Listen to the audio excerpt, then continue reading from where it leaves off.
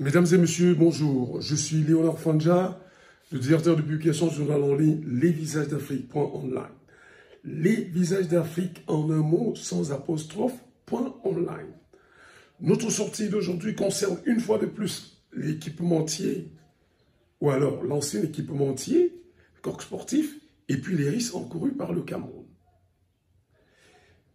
Mesdames et messieurs, la semaine dernière, j'étais sur le plateau d'une chaîne de télévision locale sur lequel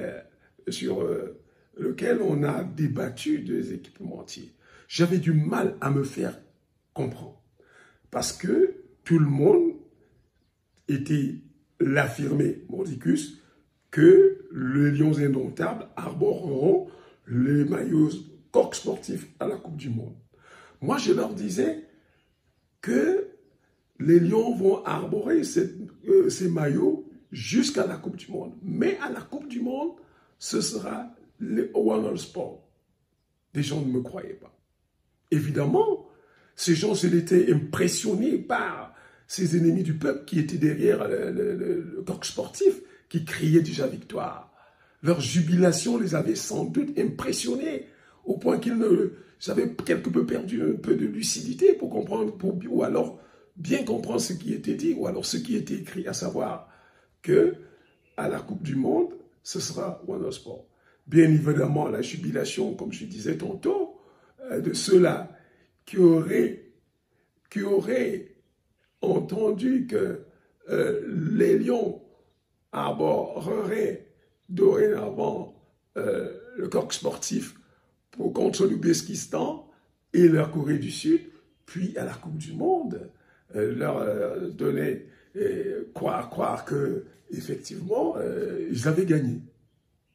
Voilà. C'était sans compter, bien évidemment, avec la détermination du président de la Fédération camerounaise de football, Samuel Eto'o-Fils, alors son intransigeance quant à ce choix d'un équipementier qui leur apportera beaucoup d'argent. C'est vrai, le Coq Sportif ayant annoncé hier que la fédération maintient son choix avec Warner Sport, certains ont donc dû jeter l'éponge. Aujourd'hui, il est important de dire que la détermination de Samuel Eto'o-Fils a été une très bonne chose. Elle a permis d'opérer un distinguo entre tous ceux qui s'excitaient derrière Coq Sportif. Vous savez, il y avait parmi eux ces carriéristes-là, notamment qui se recrutaient beaucoup plus parmi les fonctionnaires de l'administration publique. Et puis, il y a d'autres qui, peut-être certains qui croyaient, peut-être à qui on avait promis maintenant dorénavant d'admettre leur fils à l'ENAM. Et d'autres maintenant, c'est les ennemis du peuple camerounais tous les jours, égoïstes jusqu'à l'extrême degré, qui n'entendent pas voir améliorer les conditions de vie des jeunes footballeurs camerounais. Tous ceux-là ont jubilé, été déterminés, et au regard même de la prolixité de l'autre à l'étranger, qui donnait chaque jour des informations erronées, dans le but tout simplement de décourager tous et Samuel Eto'o-Fils et ceux qui étaient avec eux. Évidemment, derrière ce monsieur de Boris-Berthold, on connaît, il y a des gens qui sont épinglés, par les rapports donnés par la Fédération camerounaise de football, dont les résultats, plusieurs fois évoqués ici, vous laissent comprendre que ceux qui ont des traînes de casseroles ont intérêt à combattre les dirigeants actuels de l'Africa Foot pour les amener à ne pas publier, ou alors à ne même pas engager une action judiciaire à leur encontre. Chers compatriotes, demandez aux responsables de l'Africa Foot ou alors leur imposer les équipements de Coq Sportif serait courir un risque. Je voulais vous dire que sur le plan diplomatique, ne croyez pas que l'ambassade d'Algérie ici au Cameroun dort. Je vais vous dire que cette ambassade vous épie à 24 heures sur 24. Il quitte la moindre erreur. Et les autorités camerounaises ont tendance à prendre toutes ces choses à la légère.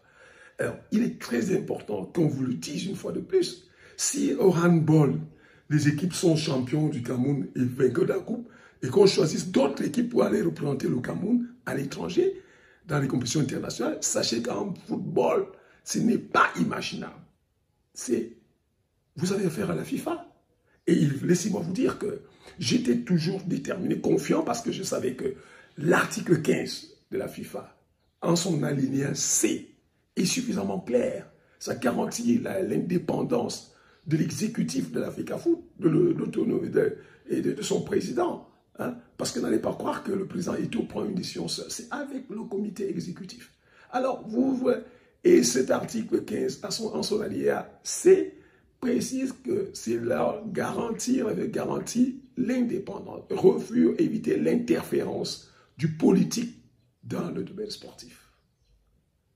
Vous voyez donc le risque. Donc à tout moment, la FIFA pourrait décider et demander à l'Algérie de remplacer le Cameroun. Alors, vous voyez donc que la FIFA, encore que la FIFA ne se dirige pas seulement contre les pouvoirs politiques, parce qu'en ce même article 15, en son alinéa I, il était clairement demandé aux responsables de la FECAFOOT de faire preuve de probité morale. Ça veut dire éviter les conflits d'intérêts. Ça veut dire que si Samuel Eto'o s'en va choisir One All Sport et qu'il a des intérêts dans All Sport, la FIFA est capable de suspendre aussi le Cameroun. Donc, chers compatriotes, essayez de le retenir et vous mobilisez tous maintenant. Je me réjouis que certains ont déjà jeté l'éponge, ils l'ont clairement mentionné sur les réseaux sociaux, et qu'on se ligue tous derrière les lions indomptables pour une bonne prestation à la Coupe du Monde et surtout derrière Samuel Eto'o et la FECAFOOT pour améliorer les conditions de vie de nos enfants, ceux-là qui sont appelés à jouir des fruits de ce football. N'avez-vous pas vu toutes les retombées, 7 milliards pour One All Sport, sans compter les autres? Chers compatriotes, je vous remercie d'avoir prêté quelques minutes de votre précieux temps à m'écouter. Au revoir. Bye bye. Tatien.